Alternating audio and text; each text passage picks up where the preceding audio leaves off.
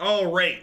Abzan sacrifice here. So we've got a couple of different things that let us eat our creatures. We've got Ayara here.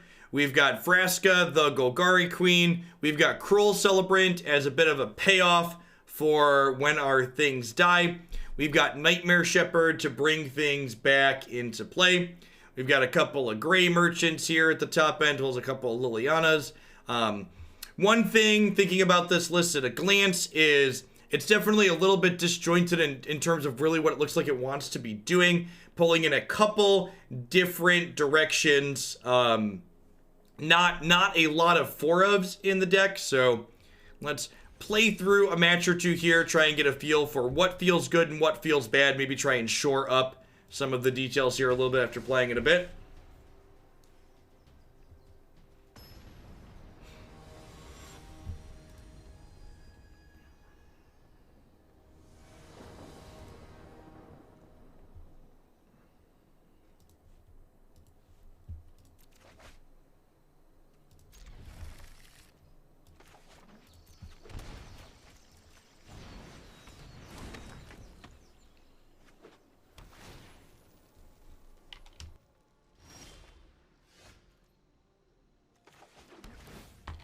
Couple of tapped lands here as a follow-up. I think I need to bottom that. I think we just need to try and hit our land drops to curve out into these. Jojo, 500. Thank you for the half of your support. I appreciate that. Welcome back. Thanks for keeping me around.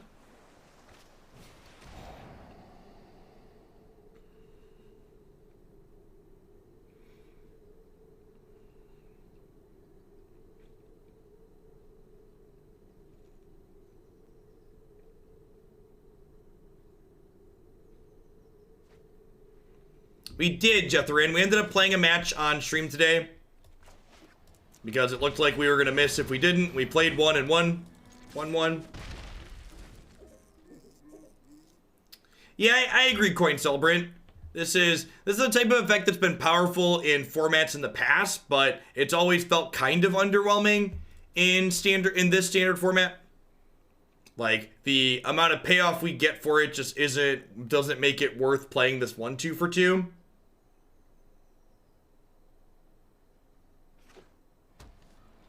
So, Liliana isn't a win more card. I think that's a mischaracterization of what Liliana's trying to do. I think Liliana is very good in the aspect of that she answers Dream Trawler, I think is the purpose she largely serves.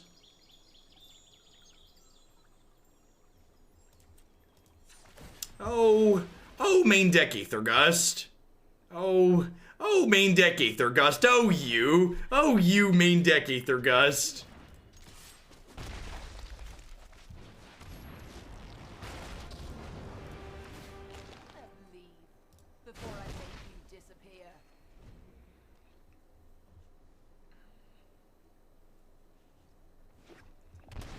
It seems like a bit of a risk right now. There's definitely been a number of times in this format where I think main deck Aether Gust was super reasonable, but I feel like there's enough blue-white control in the format right now that main deck Aether Gust is a scotch ambitious.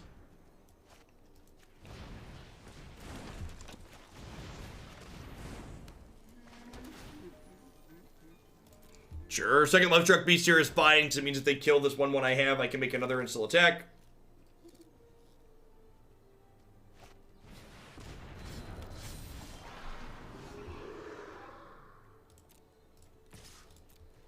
So when this takes damage, it loses that many counters. This is going to turn into a 1/1.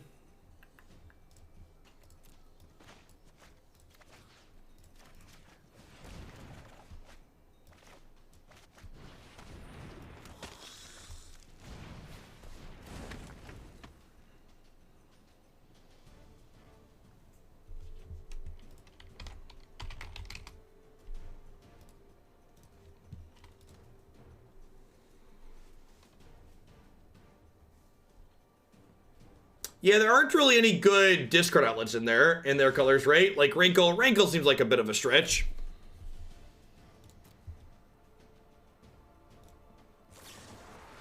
Well,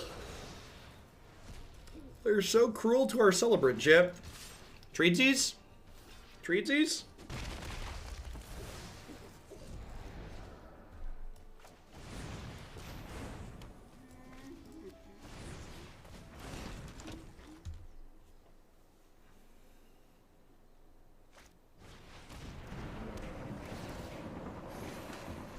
are at a point where they can escape Uro already. It's pretty good. I assume we're going to lose Find Finality here. If it picks back up anything else they'd be taking. Hoping to draw a land so we can go Lovestruck Beast into Ayara. Should have been more specific, chat. Should have been more specific.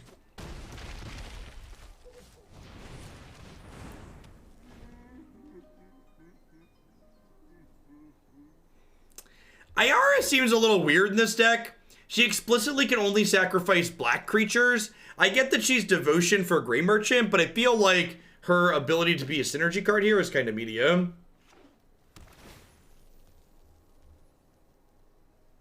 Yeah, Wargy, I imported your latest version this morning. So we'll see. And we're on the ladder so we can tune and tweak as we go.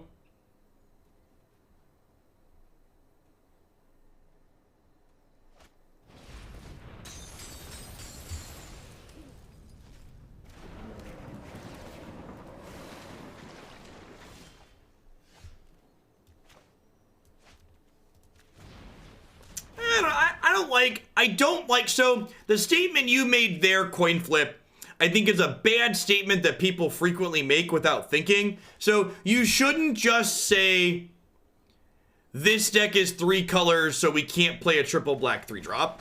You should look at the mana base and say, Jeff, you don't have enough black pips in your mana base to cast this card consistently. So like, let me look at the mana base and see if that's the case. So this deck has 26 lands in it.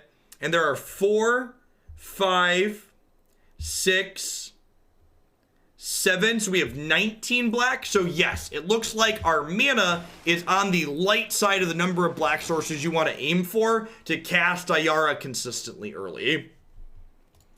You shouldn't just look at your deck and go, okay, I have 3 colors, I can't play this card. What you should say is, okay, can I build my mana base in a way to support this card? The number of colors you're playing doesn't dictate anything. The number of mana sources you have does. Yeah, I kind of agree with that, Marty. It's kind of an amalgamation of those things, it feels like. So it's a good pickup here. Get rid of their threat. Add a threat of our own.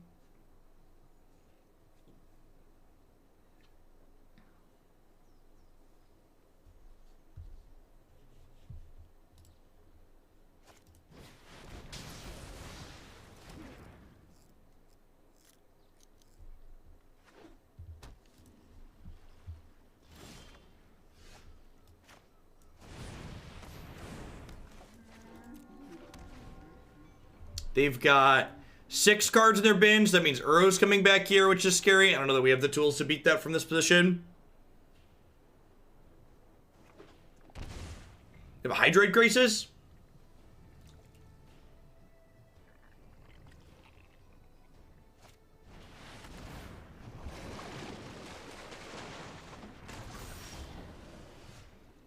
I didn't attack because I didn't think it was worth trading my 5/5 for those points of damage, is the answer to your question. I didn't make the trade because I didn't think that was a worthwhile trade. I wasn't expecting my opponent's deck that had a number of creatures in it to be playing a sweeper, so I didn't think it was worthwhile to play around a sweeper. And not attacking makes my opponent have to make the decision as to whether or not they want to... Makes them make the decision every turn as to whether or not they want to attack or to be attacked. I'm going to trim Ayara. I think I definitely want Kaya. Oath of Kaya doesn't seem particularly good. They don't have a lot of cheap things that it kills.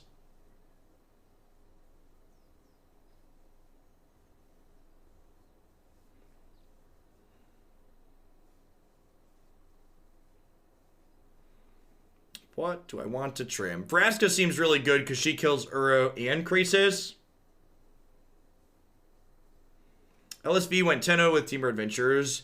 World-class player, has world-class record with one of the better decks in the format. Sounds about right.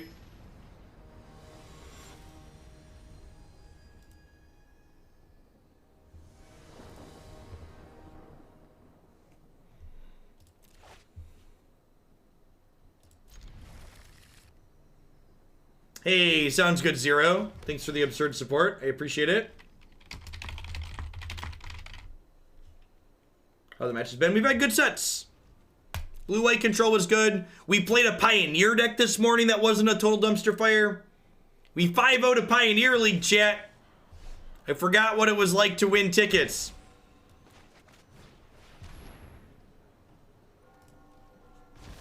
Goodbye, Uro. Now we just need to draw lands for the next 2 to 3 turns.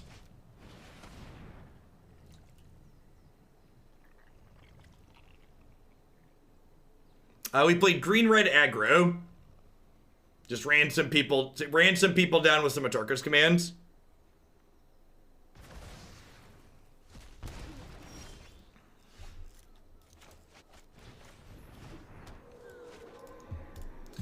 Agonizing Remorse notably exiles here, so we're unfortunately not going to be able to find this one back later. Nightmare Shepherd and Fine Finality in general having a little bit of anti-synergy with each other.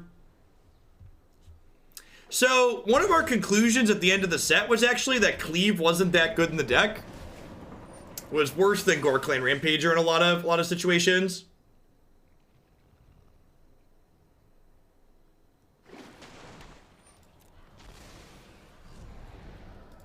Yeah, Atarka's command is just like a really powerful card in general.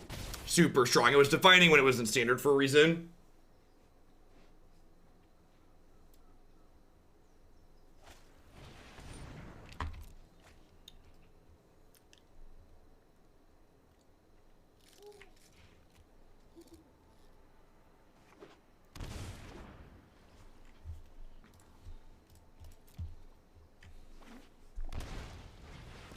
Yep.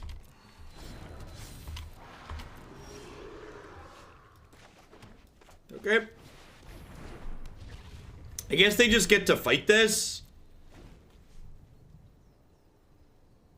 Yeah, still looking for green mana for sure.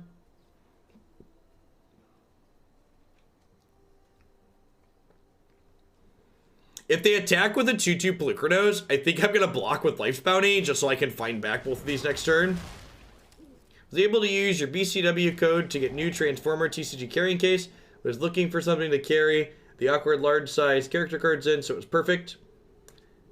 Can we get your favorite Croxa deck in the queue? We definitely can, Psycho Smurf.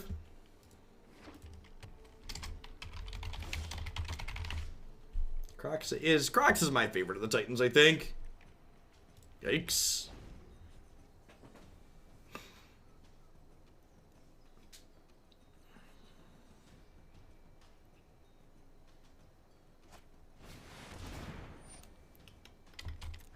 If we had like running lands here, one of which is green, this Liliana could maybe be a saving grace, but like this Uro's getting close to coming back now. Time for some greatness at any cost. Yeah, I think you might be right, actually. Actually, maybe I was supposed to do this on my turn last turn. Yeah, I think I was supposed to do this on my turn to try and hit the land. Yeah, I could have had this in play.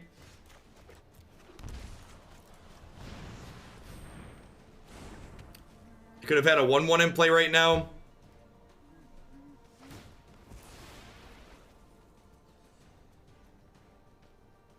Or Hydroid Crisis kills us rather quickly in the air here. If they attack with the Unchained and I block it, they get to Uro back. Very, very dead.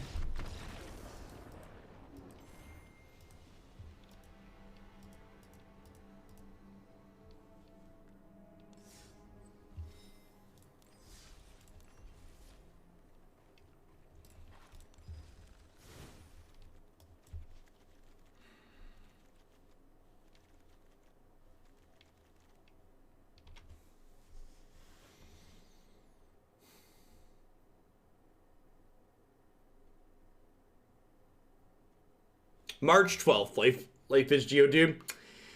I'm going to try one more with this, but I kind of feel like there's not a strong reason for this to not just be a cat oven deck.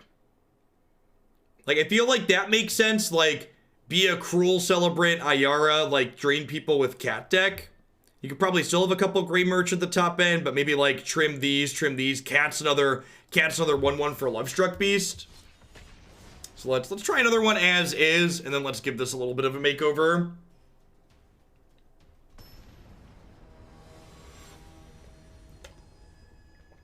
You've had Croxa wear a Batterskull. That's great.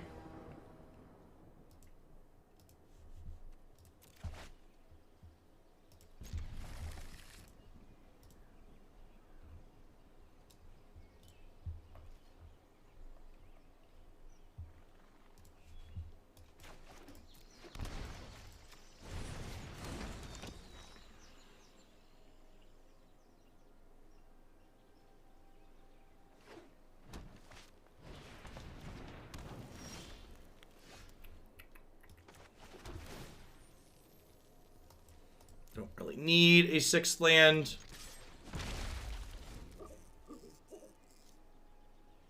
This coming Thursday, we should also get new info on Historic moving forward from the historic state of the game. Where did they announce that announcement? The boot is a 3-month thing.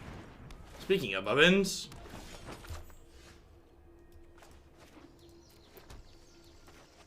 Maybe it's right to play Lovestruck Beast there. Could go either way. Gosh, if they have Mayhem Devil, we're going to be in a lot of trouble.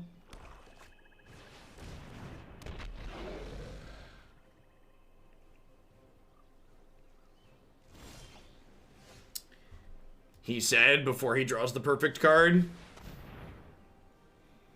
We unfortunately don't get to gain life here with the Sothakaya, because they're going to sack their Devil in response.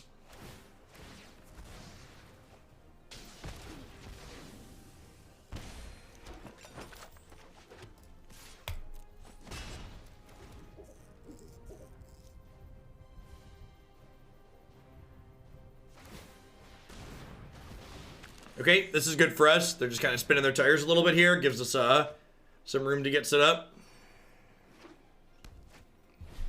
Cat means they're probably going to bury us. I guess, actually, this isn't too big of a deal, right? Because I get to go Vraska, eat your Trail of Crumbs.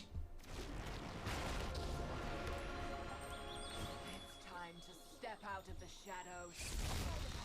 I won't forgive this. No, there's sub-icons every year past the 1-year shield. So you get a shield when you get knighted, then you get a horse to ride on, then there's a map that signifies a plot of land that's yours in Hoaglandia, and then there's a castle for your plot of land, and then we don't have any 5-year subs yet. We're gonna I think we're gonna do like a dragon head to guard your castle after that. Whole Mythic Vorthos type thing.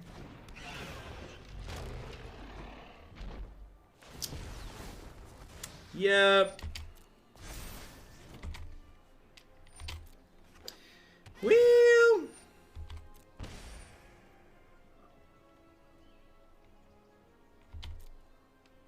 okay, sweet. State of the game on March 5th. That's good to know. Something to look forward to.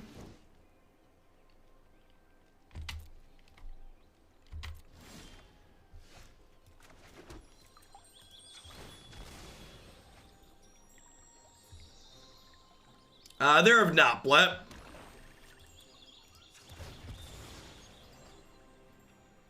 Having one swamp in the mana seems a touch awkward too. The end's just...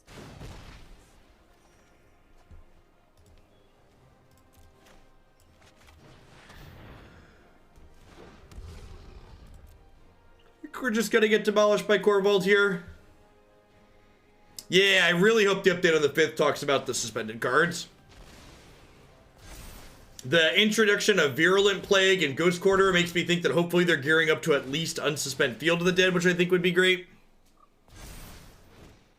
We just can't keep up here, right? We just have way too many cards. Too many cards. Kaya deals with their oven or their cat. We really don't have many ways here to interact with their Corvold. I guess Liliana does that.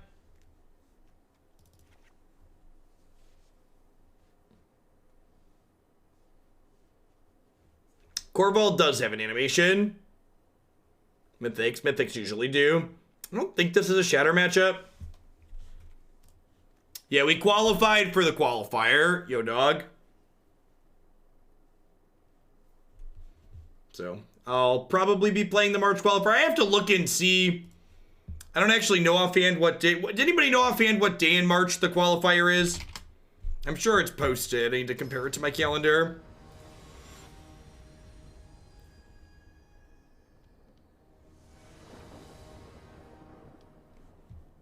I guess you get like 12 hours to play it, so probably I'm fine to play it regardless of what day it is since it's async.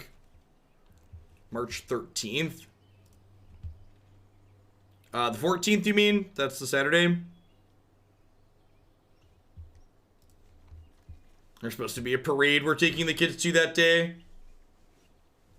That's fine. I could probably play it after. Just play an aggro deck and do something fast. Sure.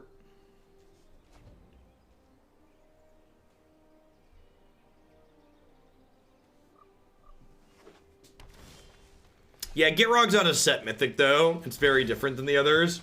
I guess Korvald's technically not a set mythic.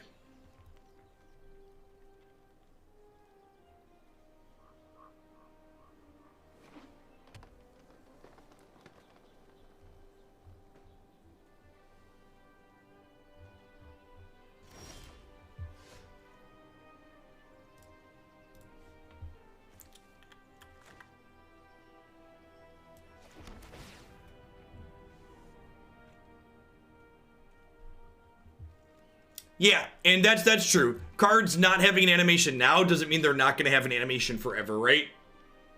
Like, oh, chat. My wife is home and she brought me food. That's exciting.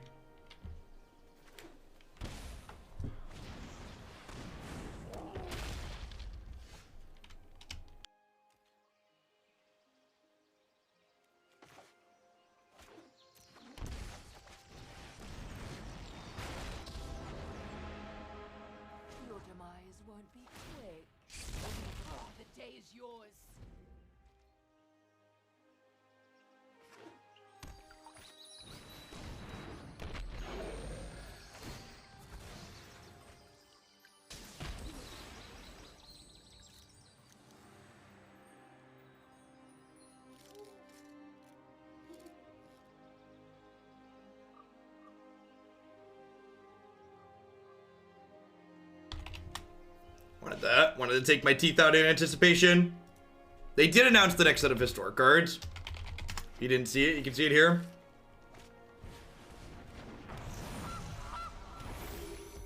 Man, this latest Invisalign tray is just killing my teeth. I put it on Wednesday night, and they're still sore. Hi, wifey. I love you. How was your morning out with the monsters? Horrendous. Horrendous? They were bad? Well, and I bought stuff at the store and picking it up and putting it in the car and... Need to take it easy, love. My belly hurts.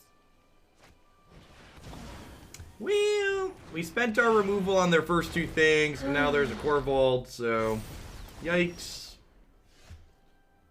I guess we do this, because she can cycle a Murderous Rider next turn at least. Why isn't chat?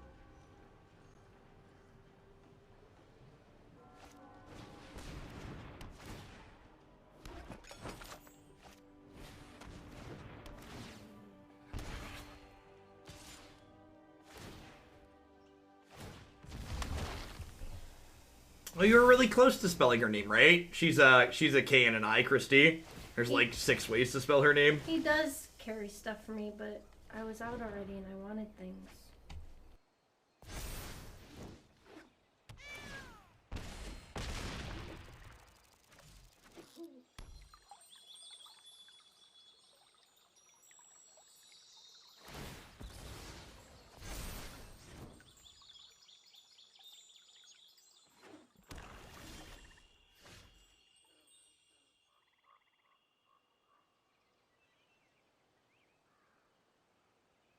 Alright, so Vraska gets to kill that. Technically, we're just like dead in the air, right? Did I tell you? I get to do this, and this could draw into another rider, and then we could live. Did I tell you that I've made it to the portion of this where people aren't afraid to ask me if the reason I'm fat is because I'm pregnant.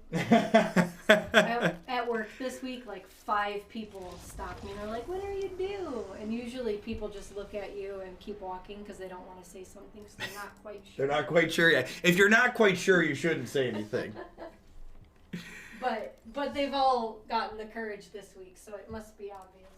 All right, so before I scarf down some food, I think I want to try and retool this. I think, like I mentioned in the opening, I think this deck's just like a little bit too disjointed and pulling in too many different directions. So I think I'm going to try and turn this into more of an Abzan Cat Oven deck that's trying to leverage Cruel Celebrant and Ayara here. I'm going to trim a bunch of this top end. I'm going to trim the Othakayas. We'll leave Lovestruck Beast and Vraska as our couple of green cards. We're going to trim these Fabled Passages and add, just try and go up on black sources here.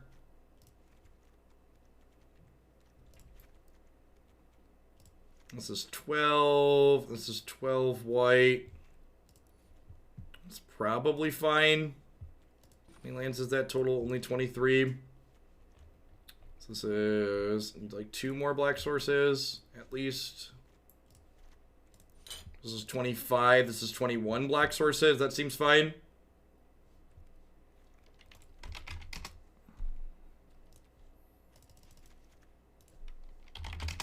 Something like this seems reasonable. Someone just brought up Corpse Knight. That could be okay. Another creature interplay under your control. Could see this being reasonable.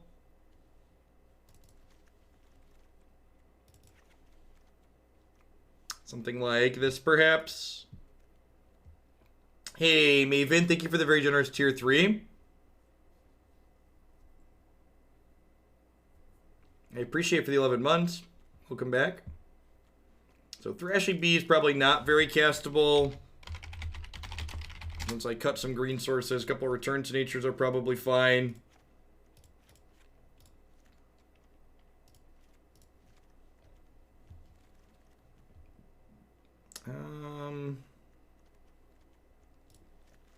Let's try this for now. And then I'm gonna mute during the first game so I can scarf down some food here. Or during the next one here, not the first one, third one technically.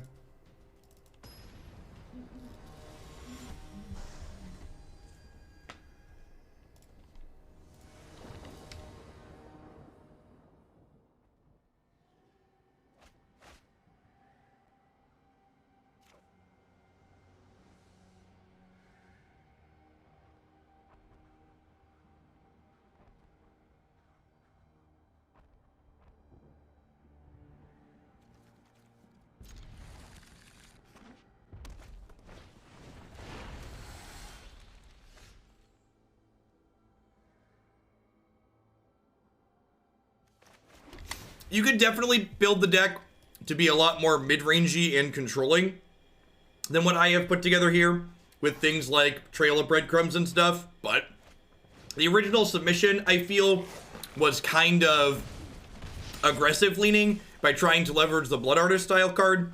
So in general, I like to try and stay on theme at least a little for what people have sent in as close as possible for their submission, as opposed to just gutting and remaking their submission. Yeah, we played Bant Auras in Historic at one point. Thanks for the half a year, L. Welcome back.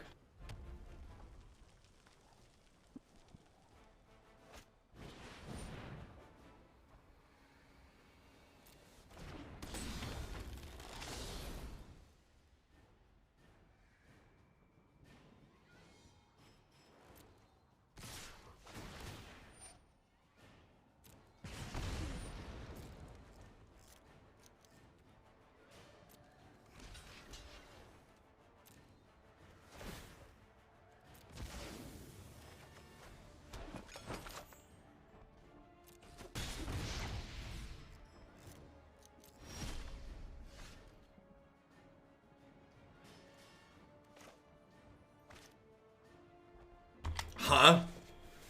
Do I shock this in and play a 5-5? I think I shock this in and play a 5-5.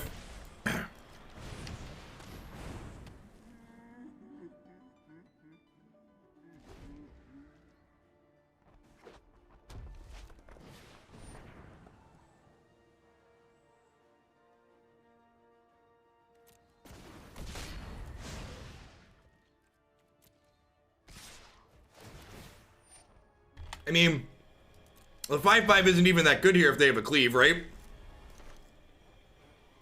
Just never not dead to cleave.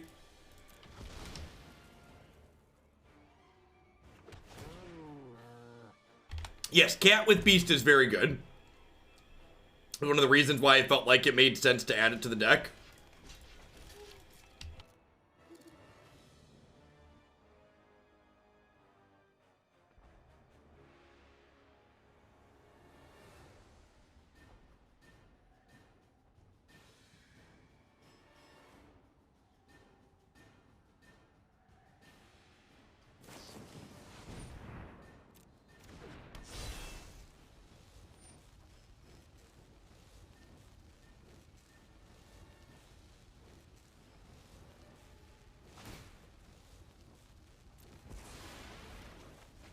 This is surprising.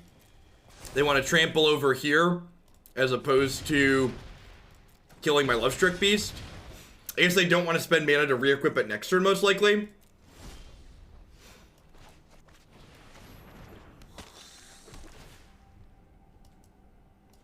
Land's actually good here, right? Because I want to get to Great Merchant.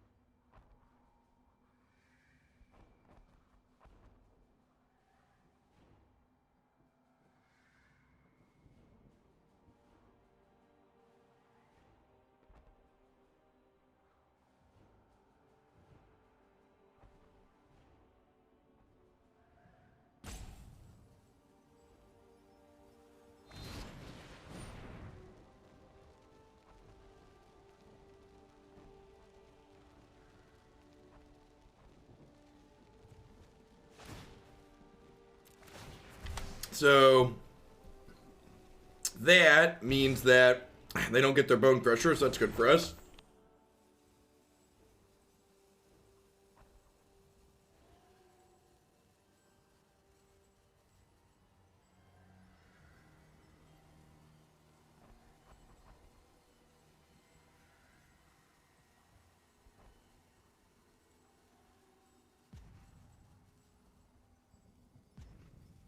Yeah, I agree. Felt really weird that they elected not to kill my beast last turn. Feel like that was a bit of a misstep on their part. Extra cat. Not super useful. I'm gonna go ahead and Vraska the Tin Street Dodger here. Otherwise, it's unblockable. I was getting bored anyway.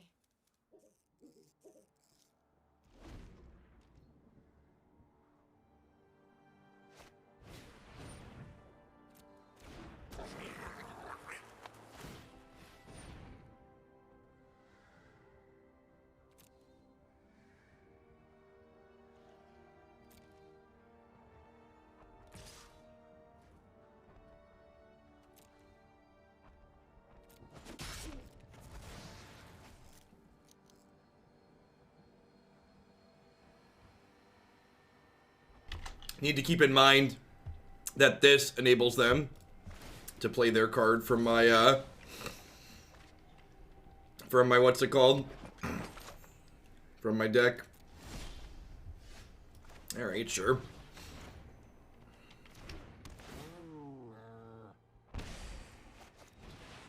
Worth noting that Nightmare Shepherd is a May trigger, so it does not have to exile the thing when you kill it.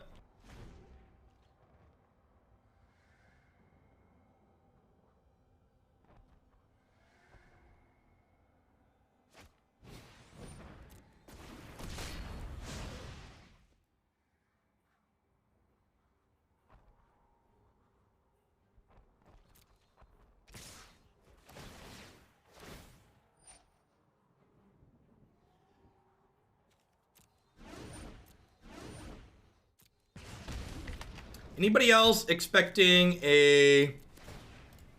This could be another cleave? You're gonna, like, slide the cleave around, basically? I think the plan is to go trade, eat, jump, eat. Seems fine. Do I want to actually give up Nightmare Shepherd? Maybe I don't. Because next turn I hit them for 4. I can kill them, right? Next turn we hit them for 4 and then Grey Merchant them twice. I think we just block like this and try and kill them next turn.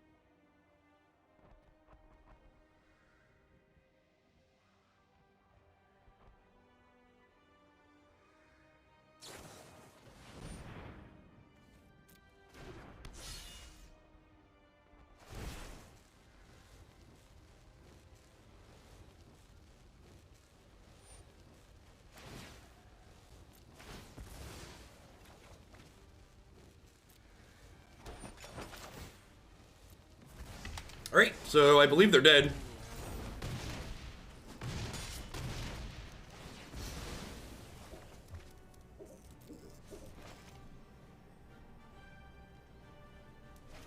Actually just did do a single Grey Merchant trigger.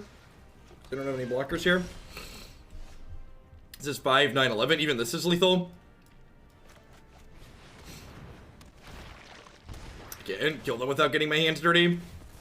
Not attacking here. Just fun.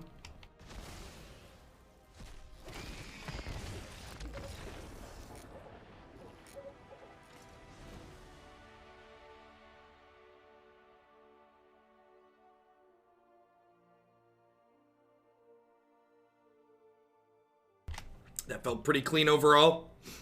Probably not a Corpse Knight matchup. Definitely a Disfigure matchup. Probably a Return to Nature matchup for their cleaves. This does not seem like a pretty good match. Very good matchup for that. This was fine, but I probably don't want that many copies of it in my deck here. And Life Bounty is probably just whatever. Let's get this configuration to go.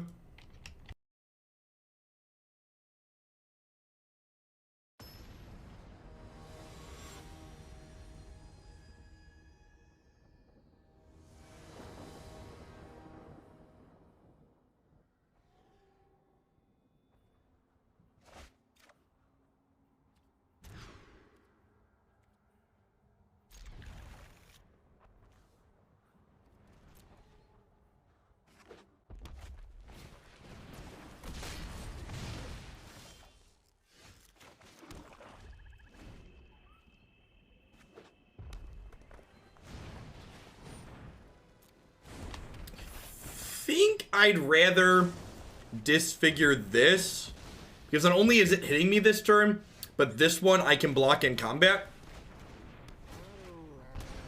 Because this one has first strike.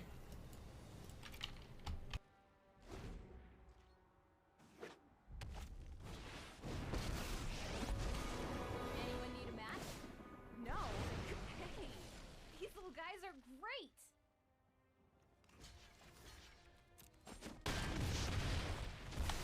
Chandra's a tough one. I guess Lovestruck Beast is going to get in the way of it.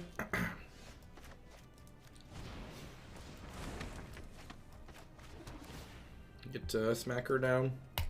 Got just bottom that there. Looking for more lands at this point, I think.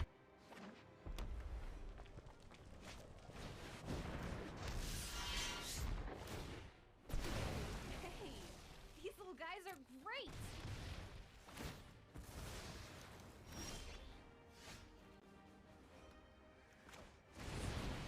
Okie doke. Hoping to fade an Embercleave here. Heard this story before.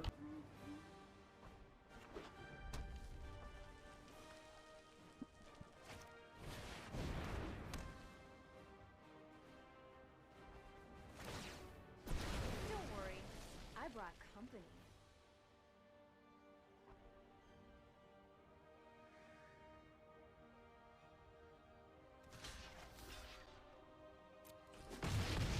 I think I block here, using my health total as a touch of a resource.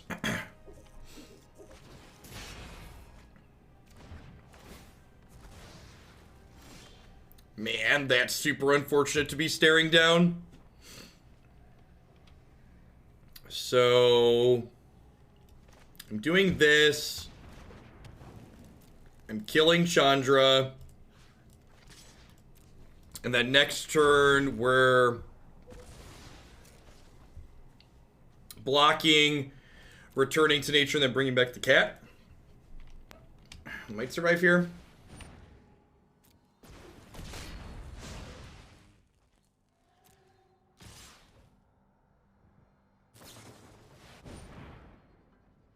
Oh, you know what? I made a really small mistake here that really matters. This is an enchantment. I could have destroyed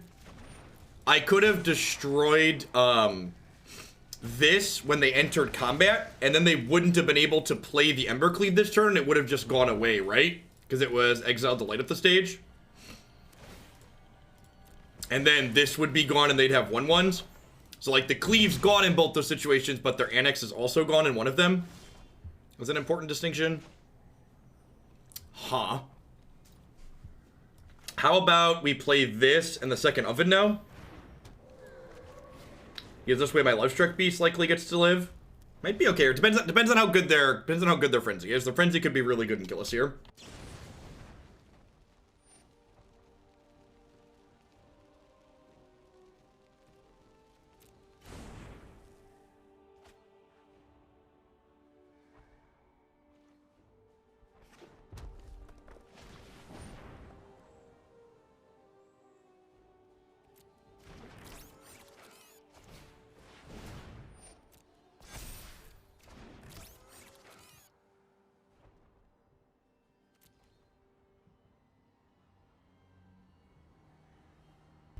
If they want to attack here, they're trading their annex for my Life's Bounty. So I don't know if that exchange is necessarily good for them. But my Lovestruck Beast will block. And then we will give it per red.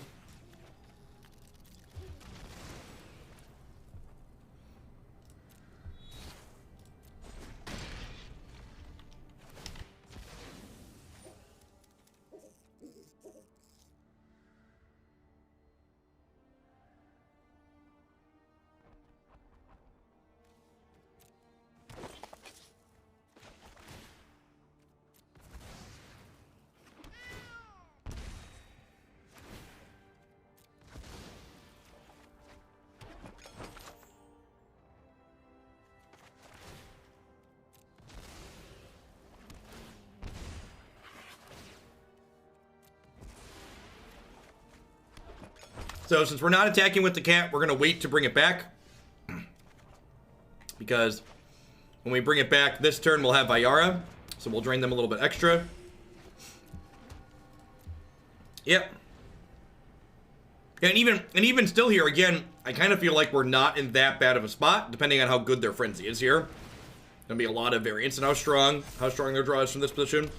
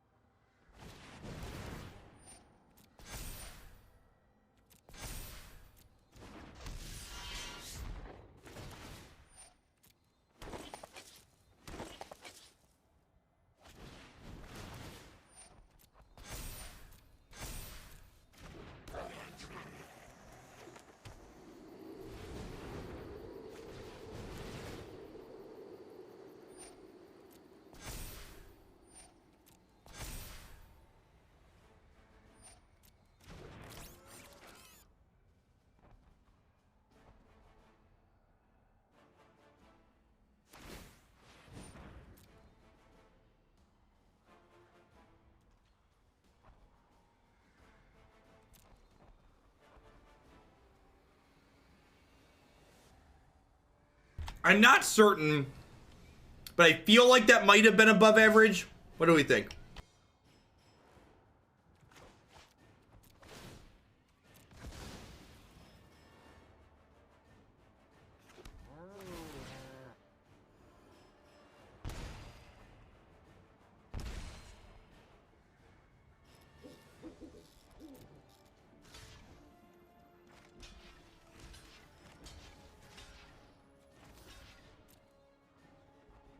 You think we're very dead? Oh no.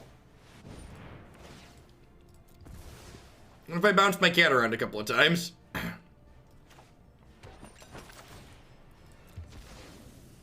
This is putting them to 10.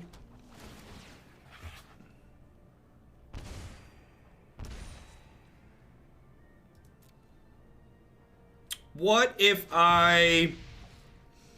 we draw, like, double things that drain them next turn? What if we draw, like, double, what's it called? Double Cruel Celebrant. We could kill them maybe, right?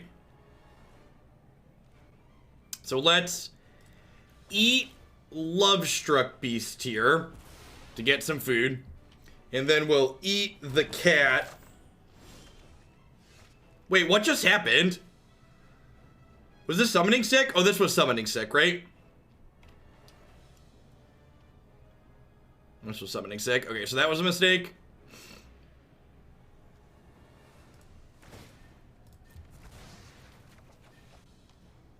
Hey, Jedis. Thank you for the brand new Prime support. I appreciate that. Welcome to Hooglandia. We're just at this point, right? Are you bring this back 3 times and put them to 6? Once again, something for the content and the Bernie support. Feel the burn. Thanks for the 3rd of a year. Holy Elvis, welcome back. Good reminder that if you're in South Carolina, today's voting day. Super Tuesday is coming up on this Tuesday, March the 3rd. You can find out how to get registered to vote and where your voting places are here. Check your status. I think I'm happy with how we boarded. Friends here just a little bit too much for us there. I'm gonna go ahead and run it back.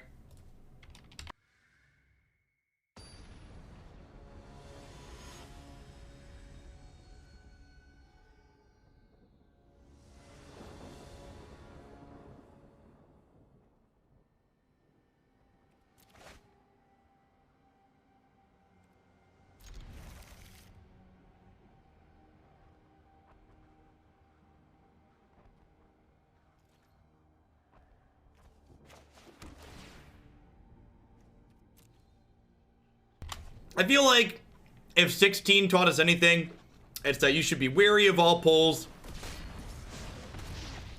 Let's wait till the actual votes are cast. So we'll see what happens. Biden needs to surge this weekend. If Biden's campaign falls short again for the 3rd time, he's basically down and out.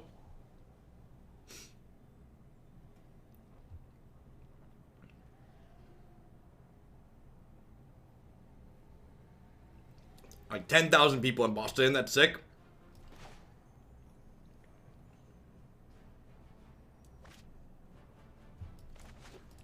Polls assume people are being honest, that's true. That's a big assumption sometimes.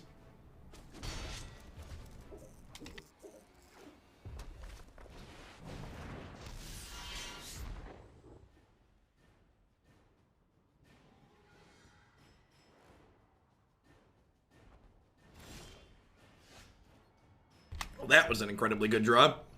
Well, they only get the option to put their thumb on the scale, Jerry, if Bernie doesn't get 51%. So let's just get Bernie to 51%, huh? And just not worry about the DNC.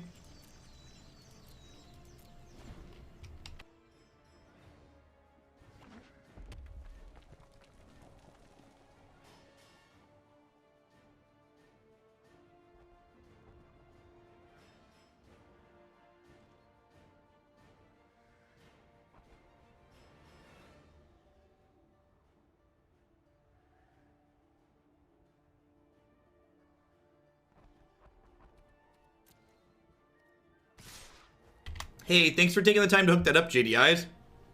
Wouldn't be here day in and out without the support of folks like you, so thanks for keeping me around. I think I'm gonna go ahead and block here. Because if they pull something tricky, I can disfigure. Yeah, just to cleave here.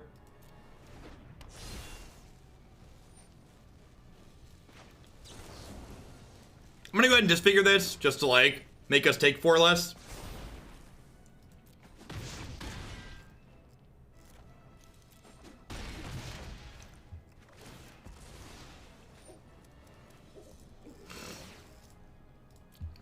So this is 3 life in a cycle, right? So it does 1 when it dies, and then it does 2 when it comes back.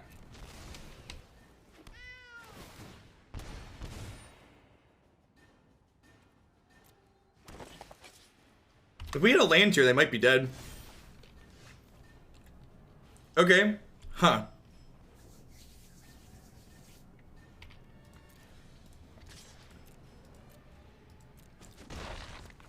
You know, I probably should have blocked with this too.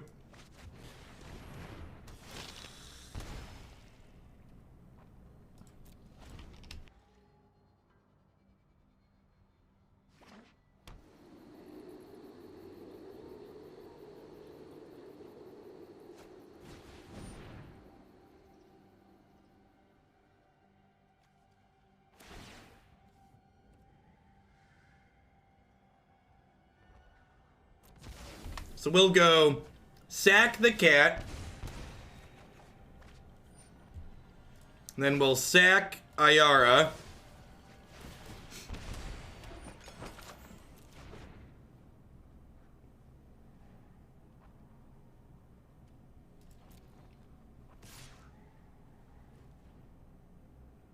Oh, would Bernie be bad for the DNC? So, for people that aren't familiar, Bernie's actually registered as an independent as far as his Senate seat is concerned, because he's kind of outside the norm.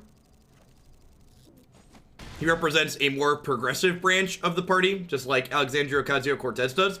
And a lot of the DNC is powered by people like Joe Biden and Hillary Clinton, which I would describe as more moderate Democrats, more centrist Democrats.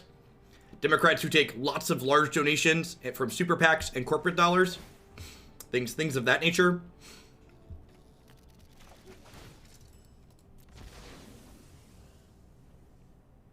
Are they dead? I think they're dead, huh?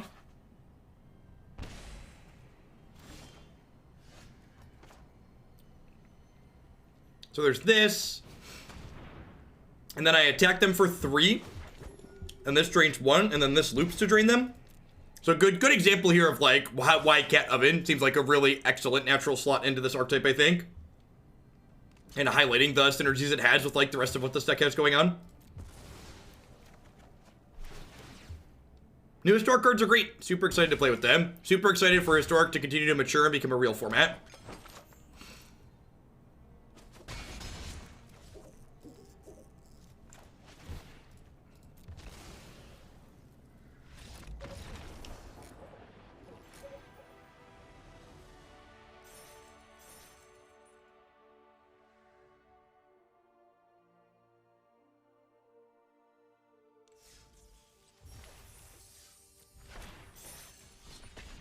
Yep, yeah, exactly. Cruel Celebrant looking relatively reasonable there. Looping in and out with the cat there pretty decently.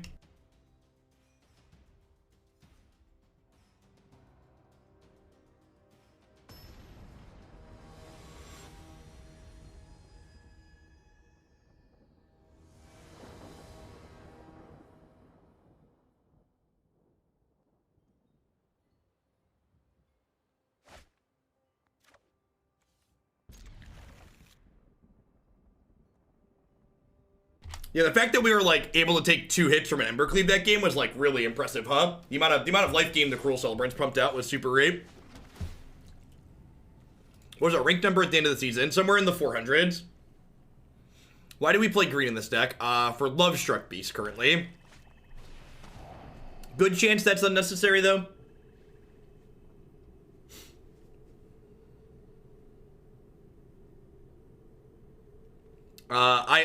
You can always find the current deck list that we are playing by typing !deck in chat or by using the Stream Decker overlay link.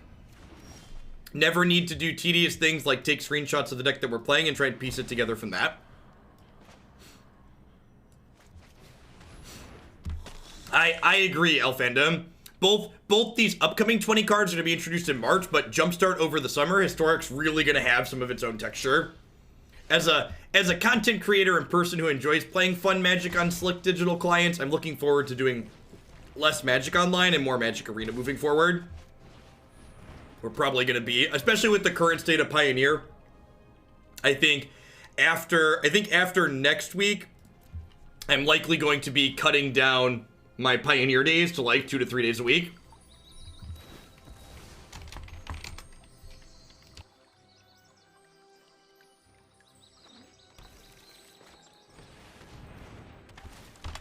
Okay.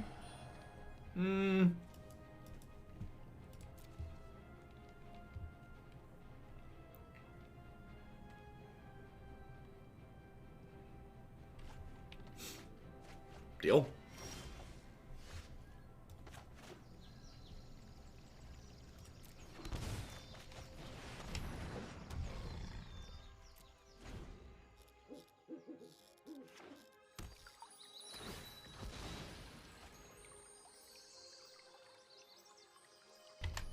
Atris being 2 cards for the Uro is really slick.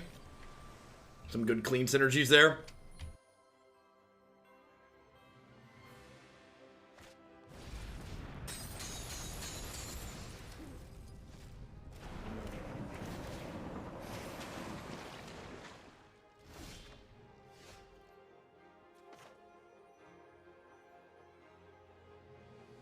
Huh? I think I'm just gonna play this to start. I believe Historic is intended to be just Magic Arena thing.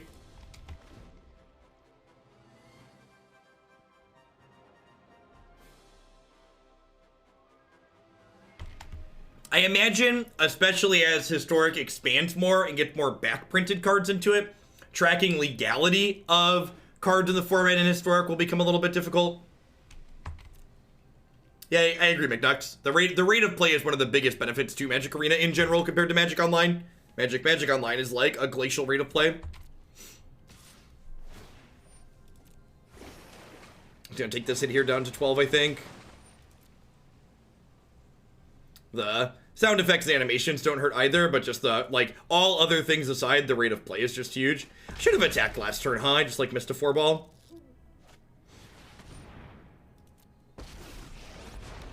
Hey, Sean. I don't know that Lovestruck Beast has been worthwhile. Behold, nature's true power. I'm not sure if it's quite pulls the weight to be worth a splash. So, Nissa. Now, this turn, I think I don't actually want to attack with this. I think the plan is second Nightmare Shepherd, they can play defense, and then next turn I can send both of these here. Well, I guess if I send one here, this one still plays defense against the 3/3s, and then I don't have to send both next turn. Yeah, I guess I do want to attack.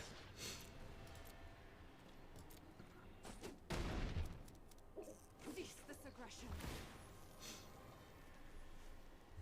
Not really looking for a land at this point. I think we're just going to bottom that. I mean, you can always play Historic. There's just 1,000 gold for it, and as other than that. They did say on the next State of the Game update on March 5th, we're going to get more information surrounding Historic. So I assume if there's any more planned changes for the format in general, we'll learn about them then. The addition of Jumpstart really makes me excited, though. I think there's a lot of good potential there. Hydroid Crisis complicates things because now I can't kill the Nissa super cleanly. I can attack both Nightmare Shepherds into her, and then, like, they eat one. But would really like to draw, like, a Murderous Rider this turn. Is there a way to find deck lists from today's stream before the YouTube videos come out? Yeah, my Stream Decker page has an archive of everything that we do. Oh, I can sack Life's Bounty to protection this to kill Nissa, right? It's a legal play. I'm going to block this with the cat, and then I'm going to go ahead and Ayara it. And then I think because I have this second cat in my hand, I'm actually going to go ahead and Nightmare Shepherd this. If I didn't have the second cat in my hand, I don't think I'd do that because I'd want to hold the cat in the event that I drew an oven. But I think that with the second cat in hand, this is fine. Swish.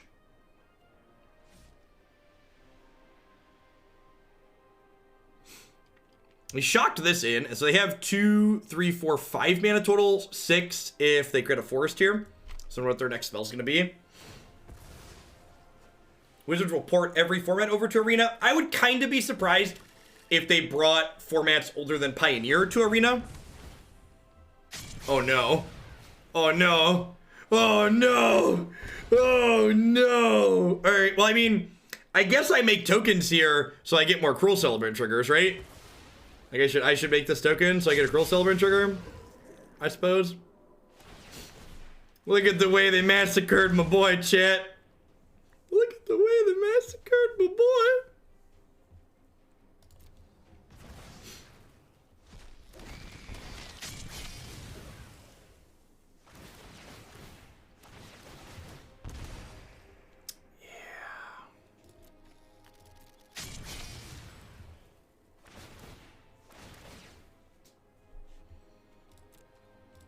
I don't know that we recover from that. If we draw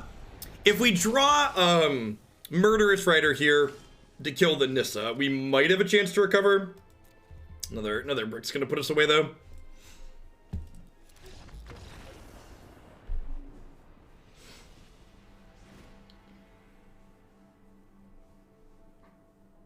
All right. So I think I want these Kayas here because they are an Uro deck. The chance they have like Cavalier, Green Cavalier in their deck as well. Vraska's probably fine because she kills Uro as well as Hydrate Crisis, which is nice. What do I want to trim?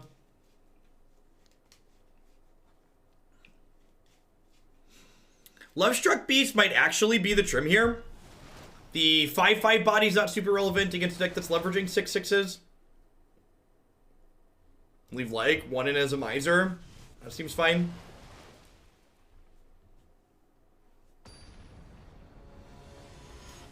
Yeah, so there's no doubt that putting every format of Magic on Arena would make money, Jerry. The question is that you'd have to answer is, does it make money proportionally to investing those resources into other features? Because like almost assuredly it would make some revenue, but the question you don't ask is like, does it make money? You say, does it make more money than these other things we know already make these amounts of money? That's the real question, and that question's probably not super straightforward to answer. I would venture to guess.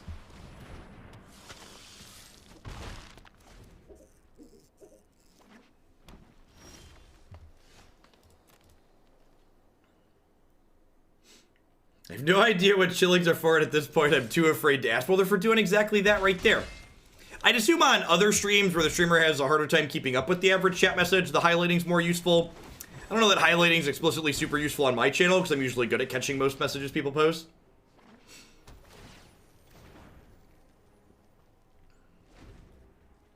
Yeah, maybe Metalix, but like, again, and something that they'll be able to gauge too is like, when they've already stated they plan to add Pioneer to this format. So like, they stated they plan to add Pioneer to Arena. So like, if they add Pioneer, that should probably give them an okay gauge, like, okay, this is how much Pioneer made so we can gauge what other things might make off of that. Nightmare Shepherd, yeah, I think I'm in for that one.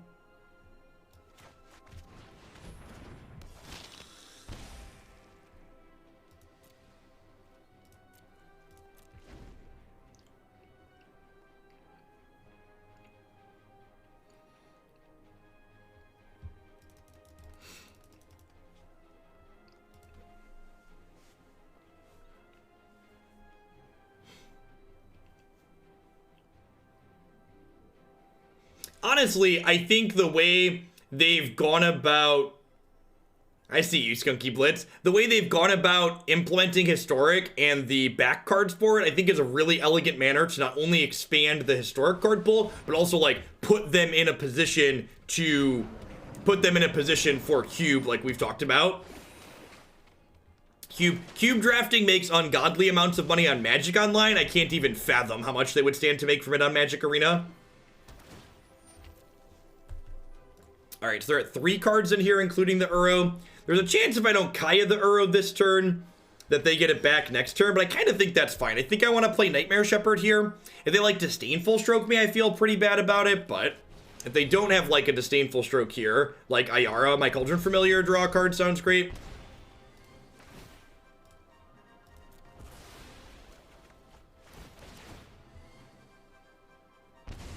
Yeah, maybe Metalix, like... I think you're making the assumption they have the resources to do that easily, though, when I think that's probably a bad estimation. Like, if you look at, like, the set of features in Arena so far, I feel like, as is, they've kind of struggled to hit all their feature deadlines. Like, we're you know, over a year into Arena being used in Magic Organized Play without an official spectator mode. No in-client tournament structure. Wouldn't it have been better to sacrifice a Cruel Celebrant? So without being results-based here on this Witch's Oven, can you explain to me why you think it's better to sacrifice Cruel Celebrant other than Cauldron Familiar? Rather than me telling you you're wrong, can you tell me why you're right?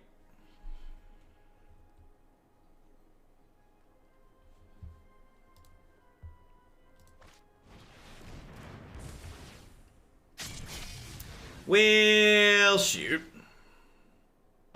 Wait, are they dead? They just died, right? Pretty sure they just died.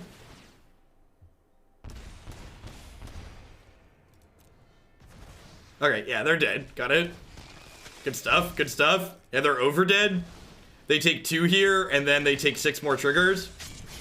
That's great. Massacre this! Ugh. Whee!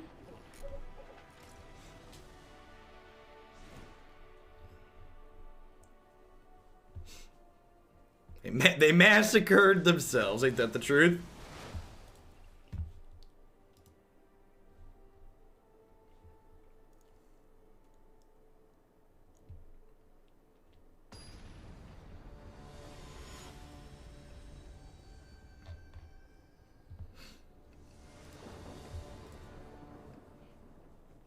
I mean, to be fair, they were probably dead next turn anyways, even without the Massacre Girl. It was just funny to watch them die to their own card, kind of.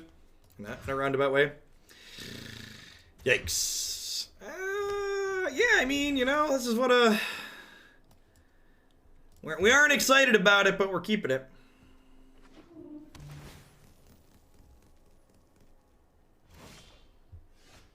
You're never right. That must be a rough life. I am wrong frequently, but I am occasionally right.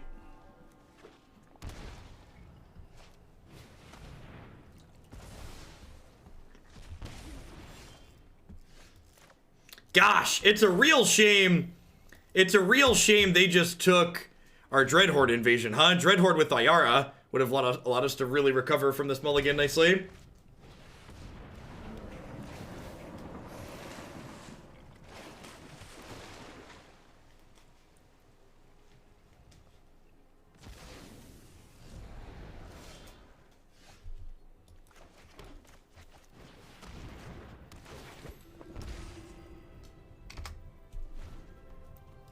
Still a ways off of Uro coming back for them.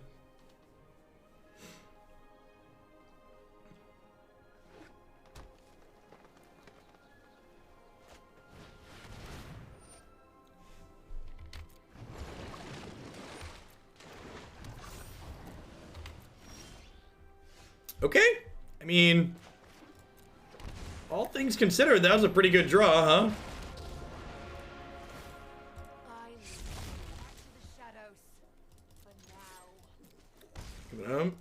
Getting a fighting chance here. Don't Nissa me, bro. Don't do it.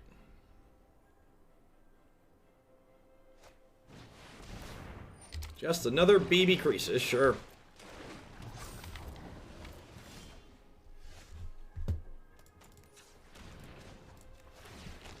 Make a mana, eat the land. Sure.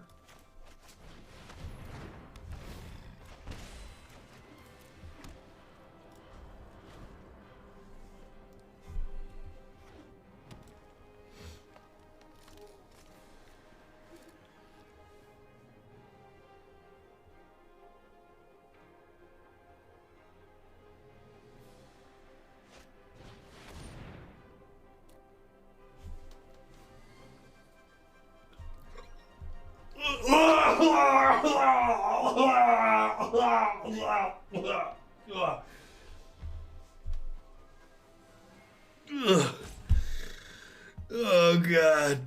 Oh god, everything went so horribly wrong. Everything has gone so horribly wrong. Oh no. Oh no. Let's not make light of that situation, please and thank you, Johnny.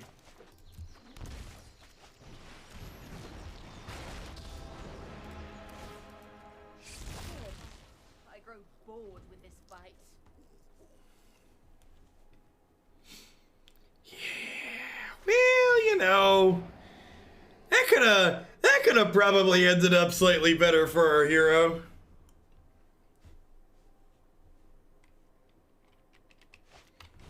Could you have saved Ayara by blinking her with Oven plus Shepherd? Yeah, so I had a decision to make there. Maybe it was worth talking about. I had to choose between drawing a card by eating the Shepherd or getting my Ayara back. And I elected to get my Ayara back, or to draw a card, which may or may not be correct. I felt like Ayara just wasn't doing a whole lot on that board. The best casualties I've seen outside of EDH, I believe it. Let's eat the cat.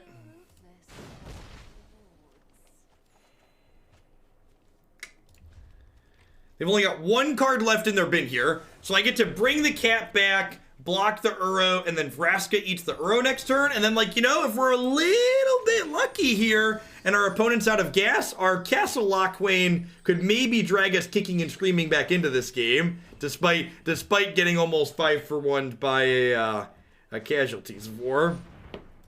So I gotta bring this back in response, because otherwise they're gonna remorse it.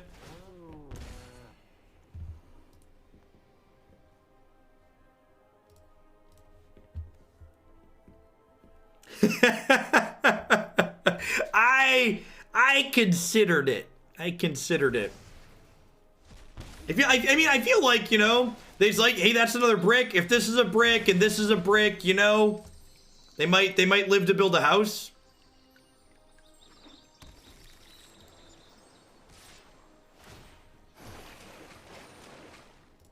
Now, a piece of information we just gained there was both of these are spells, which probably means we're dead. Range and magnificent world. Rise, my elemental friend.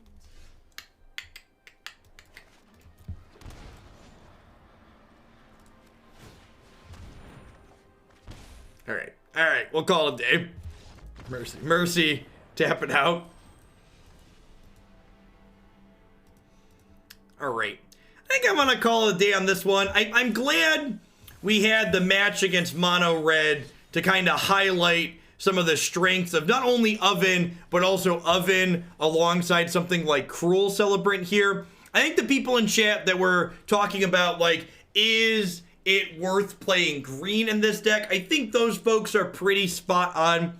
So not the qualifier event today, but the last qualifier event, the one that actually qualified people for the Invitational, there was a player that played a Mardu cat deck that had Mayhem Devil alongside Cruel Celebrant, and I think there could probably be merit to exploring something like that still, like playing this deck, but instead of splashing green, you splash red for Mayhem Devil. So, like, if you had Mayhem Devil in this deck, you would have four devils and, like, Corpse Knight as, like, lots of different things that, like, hit people when Cauldron Familiar loops, and you could just be, like, the Turbo Cat, like, ping you deck could be really neat.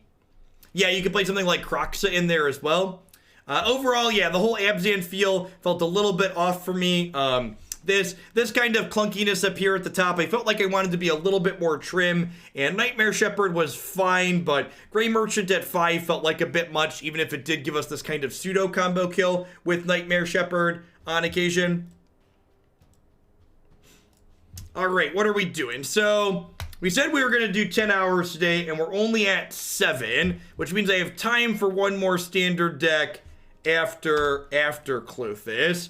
I think I'm going to go ahead and add Black Red Titan into today's lineup, because we had someone cheer to bump that. So I'm going to add Black Red Titan as a last deck today. The next deck we're going to play is Jund Klothys here, which is a bit of a brew that's looking to leverage the God of Destiny alongside Deathless Knight, which I think is really sweet. This gives 4 devotion to Klothys, and Klothys gaining life lets Deathless Knight come back to your hand.